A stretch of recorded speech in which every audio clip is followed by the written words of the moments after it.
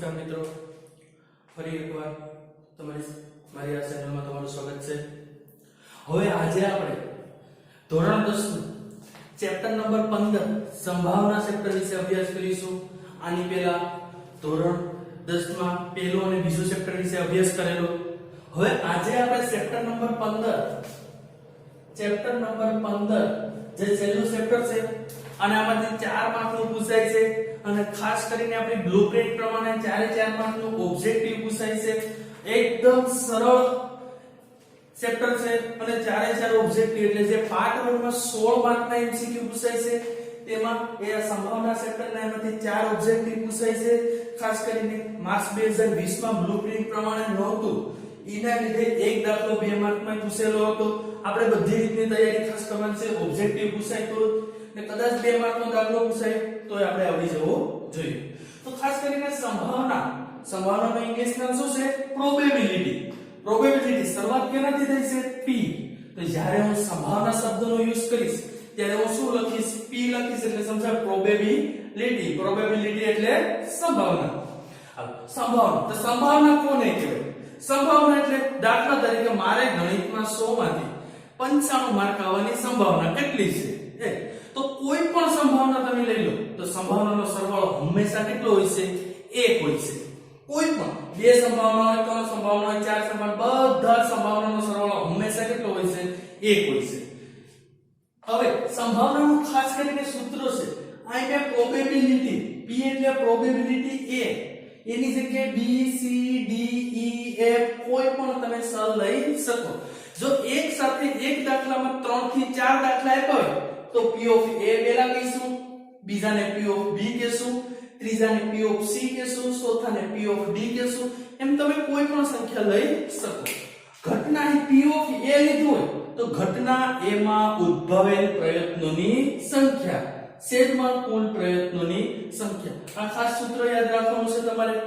આને b લીધું p of b તો ઘટના b માં ઉદ્ભવેલ પ્રયત્નોની સંખ્યા છેદમાં કુલ પ્રયત્નોની સંખ્યા।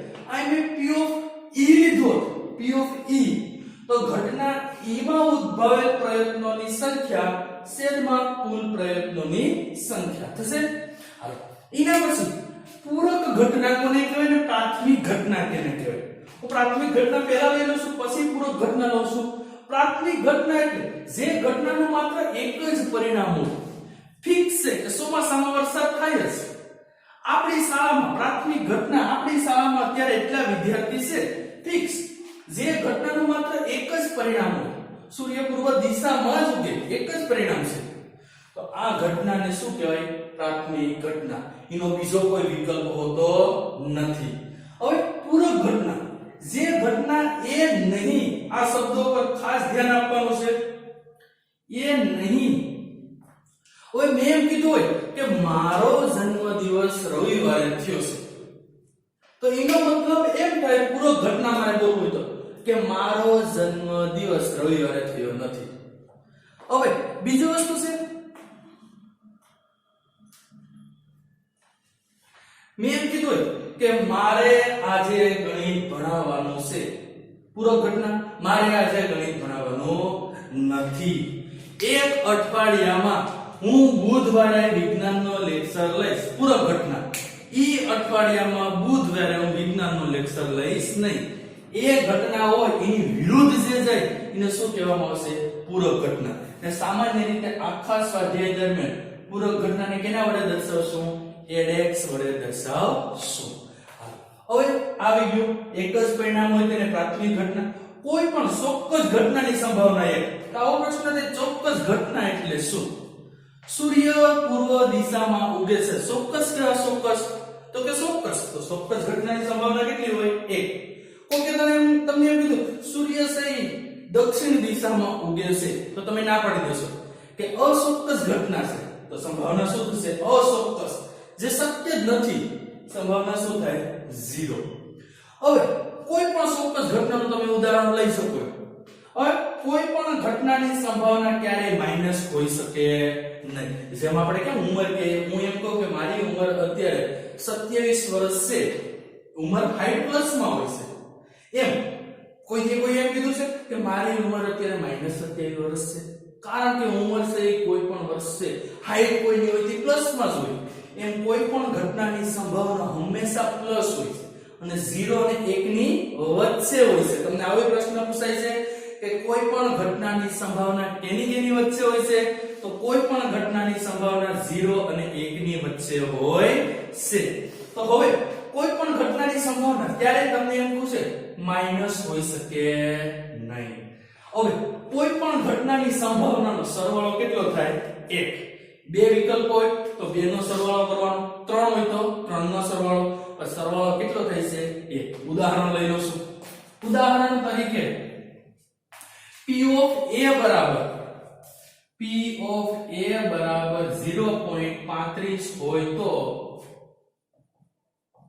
P of A બરાબર 0.35 હોય તો P of AX બરાબર કેટલા? P of AX બરાબર કેટલા? તમને એક આપેલું હોય કાં તો આ આપેલું હોય કાં તો આ આપેલું, ગમે એક મૂલ્ય આપેલું હશે. આવો દાખલો ખાસ કરીને વારંવાર પરીક્ષામાં પૂછાય છે. હું સૂત્ર મૂકું છું.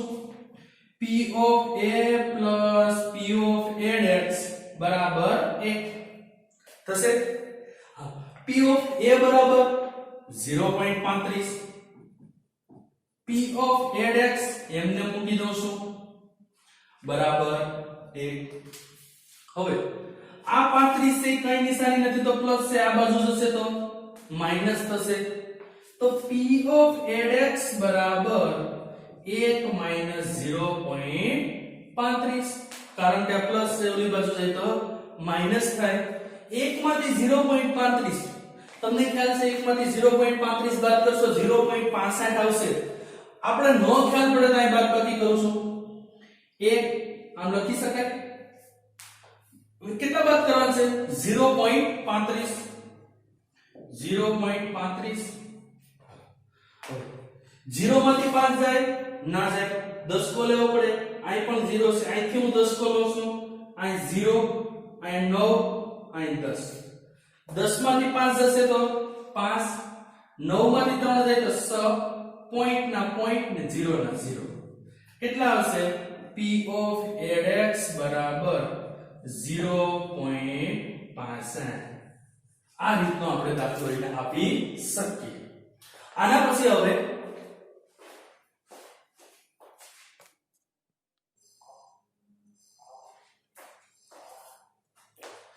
મિત્રો આપણે પત્તા વિશે અભ્યાસ કરીશું. આપણે પહેલા જોયું છે પ્રાથમિક ઘટના જોયું, પૂરક ઘટના જોયું, સંભાવનાનો સરવાળો જોયો, ચોક્કસ ઘટના કોને કહેવાય, અચોક્કસ ઘટના કોને કહેવાય. હવે આના પછી પત્તા. તો ખાસ કરીને લગભગ બધાને ખબર હશે આપણે જે સાતમા આઠમા જુગારમાં જે પત્તા રમીએ છીએ એના વિશેનો જ અભ્યાસ છે, પણ ખાસ કરીને થોડીક માહિતી હોવી જોઈએ બધા પાસે, વિદ્યાર્થી મિત્રો પાસે. હવે પત્તાની કુલ સંખ્યા કેટલી હોય છે? તો પત્તાની કુલ સંખ્યા હંમેશા 52 હોય છે. કેટલી હોય છે? 52. આમાં જોકરને ગણવામાં આવતા નથી. ચાર જ વસ્તુ: કાળીના પત્તા, ફૂલીના પત્તા, લાલના પત્તા અને સોકટના પત્તા. આ તમને ખ્યાલ જ હશે કેમ કે પત્તા ખાસ કરીને જે વિદ્યાર્થી મિત્રો રમતા હશે તેને. હવે પત્તાની કુલ સંખ્યા 52, કાળીના પત્તાની સંખ્યા, શબ્દ યાદ રાખવાનો છે, કાળીના પત્તા. તો ખાસ કરીને જે કાળો રંગ હોય છે અને દિલ, ઊંધું દિલ ટાઈપ નિશાન હોય છે, કાળીના પત્તાની સંખ્યા કેટલી હશે? 13. ફૂલીના પત્તાની સંખ્યા કેટલી હશે? એ પણ 13 હશે. આ બંનેનો રંગ કેવો હશે? કાળો હશે. કાળીનો રંગ પણ કાળો હશે અને ફૂલીનો રંગ પણ કેવો હશે? કાળો. હવે લાલના પત્તાની સંખ્યા દિલ 13 હશે. સોગઠ ખાસ કરીને આવી નિશાની હશે, સોગઠ લાલ રંગની હશે. સોગઠના પત્તાની સંખ્યા કેટલી હશે? 13. આ બંનેનો રંગ કેવો હશે? લાલ રંગ હશે. આ બંનેનો લાલ રંગ હશે, આ બંનેનો કાળો રંગ હશે. હવે કાળા રંગના પત્તા કેટલા છે? 13 ને 13 24. લાલ રંગના પત્તાની સંખ્યા 13 ને 13 24. હવે આના પછી જ્યારે એક્ઝામ્પલ આપણે લેશું ત્યારે ખાસ ધ્યાન રાખવાનું છે. હું એમ કહીશ કાળીના પત્તાની સંભાવના તો તમારે 13 બોલવાનું છે. હું એમ બોલી કાળા રંગના પત્તાની સંખ્યા તો તમારે 24 બોલવાનું છે. કેમ કે કાળો રંગ છે એમાં કાળીના પત્તા આવી જાય ને ફૂલીના પત્તા આવી જાય છે. હું તમને એમ કહું લાલ રંગના પત્તાની સંખ્યા તો તમારે 13 બોલવાનું છે. હું એમ કહું લાલ રંગના પત્તાની સંખ્યા, તો તમારે 13 ને 13 કેટલા બોલવાના છે? 26. મુખ મુદ્રા વાળો, આપણે ખાસ કરીને મુખ મુદ્રા વાળો શબ્દ છે એ આપણા માટે થોડો અલગ થાય. આપણે આવો શબ્દ વાપરે ચિત્ર વાળા પત્તા, ગલ્લો, રાણી ને બાદશાહ, જે આપણે જોઈએ છે. ખાસ કરીને ગલ્લો, રાણી ને બાદશાહ એને કઈ કહેવાય? મુખ મુદ્રા વાળા. પરીક્ષામાં મુખ મુદ્રા વાળો જ હશે. આ મેં તમારી માહિતી માટે લખ્યું ચિત્ર વાળા. પત્તાની સંખ્યા કેટલી હોય? 12. ગલ્લો, રાણી ને બાદશાહ. આપણા ગણિતની ભાષામાં ગલ્લો નથી કહેતા, એને ગુલામ કહે છે. આપણે એને ગલ્લો કહીએ છીએ. ગલ્લાના પત્તા કેટલા હોય? 4. રાણી કેટલી હોય? 4. બાદશાહ એને ગણિતની ભાષામાં એને રાજા પણ કહેવાય, બાદશાહ અથવા રાજા. તો 4 4 4 કેટલા પત્તા થશે? 12. તો તમને આવો પ્રશ્ન પૂછવામાં આવે મુખ મુદ્રા વાળા પત્તાની સંખ્યા, તો તમે કેટલા કહેશો? 12. હવે પાસો, તમે ખાસ કરીને પાસા વિશે, જો પાસો ન હોય તમારી પાસે શેક રબર હોય જે એના વિશે એની ઉપર બોલપેન થી રાઉન્ડ કરીને તમે પાસો બનાવી શકો છો. તો પાસા ઉપર કેટલી ટોટલ બાજુ હોય છે? પાસા 100 બાજુ હોય. કેટલી હોય? 100. 1. તો એક પાસાની કુલ સંભાવના 100. એક બાજુ એક ટપકું કરવાનું, બીજી બાજુ 2, ત્રીજી બાજુ 3, ચોથી બાજુ 4, પાંચમી બાજુ 5 અને છઠ્ઠી બાજુ 100. એમ પાસાની સંભાવના કુલ કેટલી હોય? 100. તો પાસા પરના અંકો એક બાજુ 1 હોય, એક બાજુ 2 હોય, એક બાજુ 3 હોય, એક બાજુ 4, 5 અને 100. હવે એવો પ્રશ્ન થયો, આ સંખ્યા તમને સામે મળી ગઈ 1 2 3 4 5 અને 100. પ્રશ્ન આવો પૂછાય કે પાસા પરના અયુગ્મ સંખ્યાની સંભાવના. આમાંથી અયુગ્મ કેટલો છે? અયુગ્મ એટલે સાદી ભાષામાં કહેવાય એકી સંખ્યા. શું કહેવાય? એકી સંખ્યાની સંભાવના 1 3 અને 5. સંભાવના કેટલી થઈ? 3 થઈ. આંકડા કેટલા છે? 1 2 અને 3. સંભાવના 3 થઈ. યુગ્મ, યુગ્મ એટલે બેકી. અયુગ્મ એટલે એકી સંખ્યા. યુગ્મ એટલે બેકી સંખ્યાની સંભાવના 2 4 6. સંભાવના ટોટલ આંકડા કેટલા છે? 1 2 ને 3.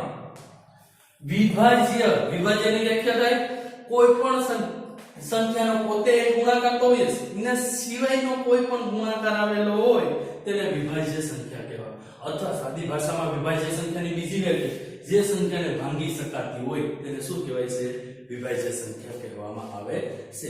અથવા એના બે કરતા વધારે અવયવ આવેલા હોય તેને વિભાજ્ય, અને બે જ અવયવ આવેલા હોય, એક અવયવ અને એક અને એક પોતે સંખ્યા, એને અવિભાજ્ય સંખ્યા કહેવાય.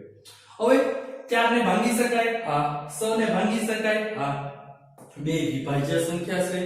અવિભાજ્ય તો કોક તમને એમ પૂછે વિભાજ્ય સંખ્યા કેટલી છે? પાસા પર 2 જ છે. એમ પૂછે અવિભાજ્ય સંખ્યા કેટલી છે? 1 2 3. કેટલી થશે? 3. તો ખાસ યાદ રાખવાનું છે કે એક પાસામાં ટોટલ 6 અંક હોય છે. 1 2 3 4 5 અને 6. અયુગ્મ એટલે એકી સંખ્યા. એકી સંખ્યા કેટલી હોય છે? 3. બેકી સંખ્યા કેટલી હોય? 3. વિભાજ્ય 2, અવિભાજ્ય 3. હાલો એક પાસાની વાત પૂરી થઈ. હવે આપણે એમ કહીએ કે બે પાસા એક હારે ઉસાવવામાં આવે તો બે પાસા ઉસાવવામાં આવે તો 100 ગુણ્યા 100 કરવાના. 100 ગુણ્યા 100 કરશો તો 60 કેટલા થશે? 36. તો બે પાસા એક સાથે ફેંકવામાં આવે તો સંભાવના કેટલી થશે? 36. આવો પ્રશ્ન પૂછાય કે ત્રણ પાસા એક સાથે ફેંકવામાં આવે તો 100 ગુણ્યા 100 ગુણ્યા 100. 100 નો ઘન તમે કરો તો કેટલો થશે? 216 થશે. હવે છેલ્લો પોઈન્ટ, સિક્કાની સંખ્યા. તમને સિક્કો ખબર જ છે, હું થોડુંક આ શીખી નાખું છું એટલું ઉપર.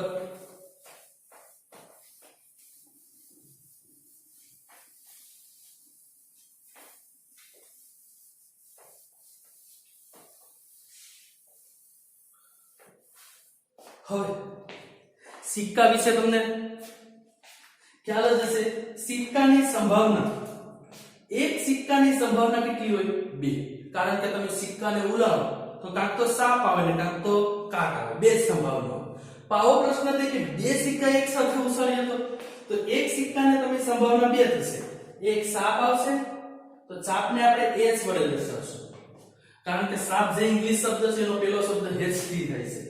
અને કાટ આવશે તો કાટને આપણે t વડે દર્શાવશું. કાટને આપણે t વડે દર્શાવીએ. હવે એમ થયું તો આ કેમ એક પાસાને વિચાર્યો પછી બે પાસાને ત્રણ પાસાને એમ આમાંય એક સિક્કાને વિચાર્યો પછી એવો પ્રશ્ન થાય કે બીજા સિક્કાને વિચારીએ તો બે સિક્કાને એક સાથે તો હું અહીં લખું છું બે સિક્કાને એક સાથે ઉછાળવામાં આવે બે સિક્કાને એક સાથે ઉછાળવામાં આવે તો સંભાવના 4 થશે. કેટલી થશે? 4. કઈ 4? આમાં તો એક સાપ અને એક કાટ હતી. હું અહીં લખું છું આ સાપ બે સિક્કાને તમે ઉછાળો તો બે સાપ આવી શકે. આ સાપની નિશાની છે બે સાપ આવી શકે તો બે કાંટાય આવી શકે.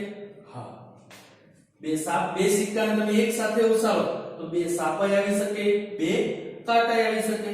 હવે કાં તો સાપ અને કાંટાય આવી શકે અને કાટ અને સાપ. તમારે આને વાંચો સાપ ટી એટલે કાટ સાપ કાટ સાપ. તો સંભાવના કેટલી થાય? 4. ખાસ યાદ રહેવું જોઈએ કે એક માર્કમાં વધારે પૂછાય છે. હવે આવો પ્રશ્ન થાય કે સાહેબ ત્રણ સિક્કાને ઉછાળીએ તો અહીં લખું છું ત્રણ સિક્કાને એક સાથે ઉછાળવામાં આવે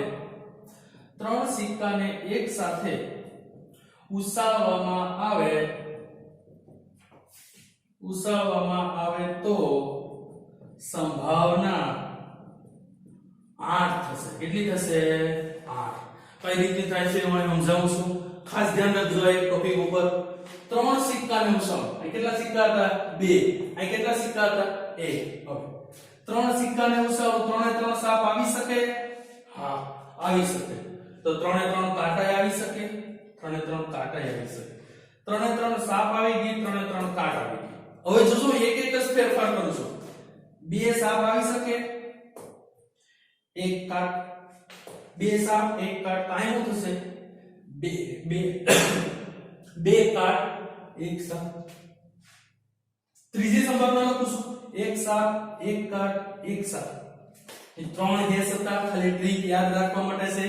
ત્રણ હેસ હતા, પછી મેં બે હેસ લીધા, પછી બે હેસ ને સાઈડમાં લખી નાખ્યા છે. તો અહીં ઉલટું તમારે કરી નાખવાનું છે. એક ખાલી યાદ રહેશે સાપ છે કાંટ સાપ કાંટ સાપ કાંટ. ઉલટું સાપ કાંટ સાપ કાંટ કાંટ સાપ. હવે અહીં તમે સાપ તઈ કાંટ કાંટ સાપ સાપ કાંટ થઈ ગયું. 100 સંભાવના થઈ. હજી બે સંભાવના. હવે હું લખીશ હવે ત્રણ સાપ આવી ગઈ, ત્રણ કાંટ આવી ગઈ, બે સાપ એક કાંટ એક સાપ કાંટ સાપ. 600 સંભાવના થઈ ગઈ. હવે અહીં હું શું લખીશ? ટી હેસ હેસ. કઈ નથી. અહીં હું લખીશ હેશ ટી ટી. તો આ તમારી સંભાવના થઈ ગઈ 8. આ ખાસ કરીને યાદ રાખજો. એક જ યાદ રહી જશે તો સામે વિરુદ્ધમાં હશે. જોજો ત્રણેય સાપ ત્રણેય કાટ. બે સાપ કાટ તો બે કાટ સાપ. સાપ કાટ સાપ તો સાપ છે તો કાટ સાપ સાપ.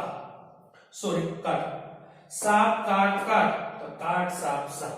તો ત્રણ સિક્કાને તમને જ્યારે ઉછાળવામાં આવે તેની સંભાવના કેટલી થશે? 8 થશે. બે સિક્કાને ઉછાળો તો સંભાવના 4. એક સિક્કાને ઉછાળો તો સંભાવના 2. પાસાને ઉછાળો તો સંભાવના એક પાસો હોય તો 100, બે પાસા હોય તો 36, ત્રણ પાસા હોય તો 216. આપણી પ્રસ્તાવના પૂરી થઈ ગઈ છે. લગભગ આમાંથી 2 માર્કનું દર વર્ષે આ પ્રસ્તાવનામાંથી 2 માર્ક હોય છે. હવે આપણે સ્વાધ્યાયના એક દાખલા ઉપર જઈએ.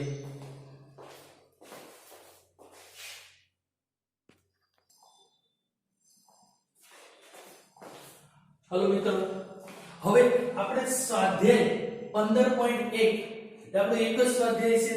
ખાસ કરીને બહુ મહત્વનું છે. જે મેં પ્રસ્તાવનામાં તમને સમજાવ્યું છે એ ટોટલી વસ્તુ જો તમને ધ્યાને આવી ગયું તો એકદમ સિમ્પલ સ્વાધ્યાય છે. હાઉ ઈઝી છે. આપણે ખ્યાલ છે ચોક્કસ ઘટનાની સંભાવના 1, અચોક્કસ ઘટનાની સંભાવના 0. ઘટનાઓની સંભાવના કિની વચ્ચે હોય છે? 0 અને 1 ની વચ્ચે હોય છે. હવે તમને ઓછામાં ઓછી સંભાવના કેટલી હોય? 0. વધારેમાં વધારે સંભાવના 1. એનાથી માઈનસ ઘટનાની સંભાવના હોય નહીં. આ તમને ખ્યાલ છે. હવે ઘટના ઈ ની સંભાવના અને ઈ નહીં. ઈ એટલે પ્રાથમિક ઈ નહીં એટલે પૂરક આ બે ઘટનાની સંભાવનાનો સરવાળો કેટલો થાય તો તમે અમને કહેશો કે આપણે આવું સૂત્ર શીખી ગયા છે PA PA' બરાબર શું કહેતા હતા 1 તો આ બે ઘટનાની સંભાવનાનો સરવાળો કેટલો થશે 1 આવશે આ જવાબમાં શું આવશે 1 હાલો ઉદ્ભવી ન શકે તેવી ઘટનાની સંભાવના ઉદ્ભવી ન શકે મેં સૂર્યનું ઉદાહરણ દીધું હતું સૂર્ય જે ઉત્તર દિશામાં ઉગે કોઈ દી સંભાવી શકે નહીં ન ઉદ્ભવી શકે તેની સંભાવના કેટલી થાય છે 0 થાય શું થાય છે 0 આવી ઘટનાને શું કહેવાય છે અચોક્કસ ઘટના શું કહેવાય છે અચોક્કસ તો હું અહીં લખીશ અચોક્કસ ઘટના હવે ચોક્કસ પ્રમાણે ઉદ્ભવી શકે સૂર્ય પૂર્વ દિશામાં ઉગે ચોક્કસ ઘટના છે ચોક્કસ પ્રમાણે ઉદ્ભવી શકે તેની સંભાવના કેટલી થશે 1 આવી ઘટનાને શું કહેશો ચોક્કસ ઘટના ન ઉદ્ભવી શકે તો અચોક્કસ ઘટના આને શું કહેશો આપણે ચોક્કસ ઘટના હવે આના પછી પ્રયોગની તમામ મૂળભૂત ઘટનાઓનો સરવાળો પ્રયોગની તમામ મૂળભૂત ઘટના A હોય B હોય C હોય D હોય તમામ ઘટનાઓનો સરવાળો કેટલો થાય છે આપણે 1 થશે શું થશે 1 પ્રયોગની તમામ મૂળભૂત ઘટનાઓનો સરવાળો 1 ઘટનાની સંભાવના ખાલી જગ્યાથી મોટી હોય કિનાથી મોટી હોય 0 થી મોટી હોય ને કિનાથી નાની હોય 1 થી નાની તો ખાલી 0 થી મોટી અથવા તેના જેટલી 0 પણ હોઈ શકે સંભાવના અથવા 1 થી નાની હોય છે હવે નીચેના કયા પરિણામો સમસંભાવી છે તો પહેલો વસ્તુ છે સમસંભાવી એટલે શું એના વિશે આપણે થોડો ખ્યાલ હોવો જોઈએ સમસંભાવી એટલે જેના ફક્ત પ્રશ્નના જવાબ રૂપે બે જ હોય ઓપ્શન એક ઓપ્શન તમને દઈ દઉં છું તમે દાખલા તરીકે 10મા ની એક્ઝામ ગણિતમાં દીધું બે જ વસ્તુ થવાની છે કાંક તો પાસ થવાના છે અને કાંક તો નાપાસ થવાના છે તો એ પરિણામ સમસંભાવી છે હવે પ્રયોગ એટલે પ્રવૃત્તિ ડ્રાઈવર કાર ચાલુ કરવાનો પ્રયત્ન કરે છે તો તમે એમ કહેશો સાહેબ પરિણામ સમસંભાવી છે કાંક તો કાર ચાલુ થશે ને કાંક તો નહીં થાય તો હવે પરિણામ સમસંભાવી નથી શા માટે કારણ કે અહીંયા દર્શાવ્યું નથી કે ડ્રાઈવર કાર ચાલુ કરવાનો પ્રયત્ન કરે દર્શાવ્યું છે ગાડી સારી કન્ડિશનમાં છે દર્શાવેલ નથી ડ્રાઈવર છે ને ગાડી આવડે છે દર્શાવેલ નથી ગાડીના ટાયરમાં હવા છે દર્શાવેલ નથી ગાડીમાં પેટ્રોલ છે ગાડી ચાલુ કન્ડિશનમાં છે કે ભંગારની કન્ડિશનમાં છે આવું કોઈ વસ્તુ દર્શાવ્યું નથી તો એક કરતા વધારે કારણો ઉદ્ભવે છે એક તો પહેલા તો ડ્રાઈવર કાર ચાલુ કરવાનો પ્રયત્ન કરે એની પાસે ચાવી ન હોય ટાયરમાં હવા ન હોય પેટ્રોલ ન હોય ઈ ભાઈને ગાડી આવડતી ન હોય ગાડી આવડતી હોય તો એન્જિન ચોટી ગયું હોય આમાં કોઈ વસ્તુ દર્શાવેલ નથી એટલે પરિણામ કેવા છે એક કરતા વધારે તો સમસંભાવી નથી હાલો હવે ખેલાડી બાસ્કેટબોલને તાકીને મારવાનો પ્રયત્ન કરે જે રીતે બાસ્કેટબોલને તાકીને મારવાનો પ્રયત્ન કરે તો હવે સમસંભાવી છે બે જ કારણો તો સમસંભાવી છે હવે ખેલાડી બાસ્કેટબોલને જેવો મારવાનો પ્રયત્ન કરે બાસ્કેટબોલમાં અંદર બોલ જાય ને ન જાય એ કેના ઉપર આધાર રાખે પહેલા તો ખેલાડી છે એ કઈ અપંગ નથી વ્યવસ્થિત માંદગી નથી કુશળતા ભેળો છે એને બાસ્કેટબોલ આવડે છે કે નહીં ફૂટબોલ બાસ્કેટબોલમાં હવા છે કે નહીં ખેલાડીનો બાસ્કેટબોલને મારીને પ્રયત્ન કરે છે એમાં બોલ અંદર જાય છે કે નહીં પરિણામ કેવા છે એક કરતા વધારે છે તો સમસંભાવી નથી હવે ખરા ખોટાના પ્રશ્નના જવાબ આપવાની કસોટી તમને પરીક્ષામાં ખરા ખોટા પૂછાય 50% સંભાવના હોય કાં તો વિકલ્પ ખરો હોય ને કાં તો વિકલ્પ ખોટો આ બેમાંથી એક જ જવાબ હોય છે તો એ સંભાવના બે છે આમાં જો બે કરતા વધારે તો ખેલાડી બાસ્કેટબોલને આવડતો હોય ન આવડતો હોય બાસ્કેટબોલમાં હવા હોય પણ ન પણ હોય, ખેલાડી કુશળ છે કે નહીં એ કોઈ કન્ડિશન અહીં દર્શાવી નથી. પણ આમાં તો જવાબ ફિક્સ છે. ખરા ખોટાના પ્રશ્નોના જવાબ આપવાની કસોટી આપવામાં આવે તો બે જ ઓપ્શન વધે છે. કાં તો ઓપ્શન સાચું હશે ને કાં તો ખોટું હશે. તો સમસંભાવી છે. તો અહીં લખી સમસંભાવી છે. હાલ એના પછી પ્રયોગ બાળક જન્મ્યું છે. તો બાળક જન્મ્યું છે તો બે જ વસ્તુ હોય, કાં તો બાબો હોય ને કાં તો બેબી હોય છે. તો પરિણામ સમસંભાવી છે. ને ઉપરનામાં બેમાં કેમ કે આ બાળક જન્મ્યું છે એની બાજુમાં પાઠ્યપુસ્તકમાં લખેલું છે કે બાબો હોય અથવા બેબી હોય શકે. તો સમસંભાવી કોને કહેશું? જેના ઓનલી પર બે જ ઓપ્શન હોય અથવા પરિણામ હોય એ સમસંભાવી છે. આના બે કરતા વધારે છે તો સમસંભાવી નથી. હવે આપણે સ્વાધ્યાય 15.1 નો ત્રીજા દાખલાથી આપણે આગળ જોશું. એ નેક્સ્ટ લેક્ચરમાં પહેલો લેક્ચર ખાસ વિકલ્પની દ્રષ્ટિએ મહત્વનો છે. આભાર.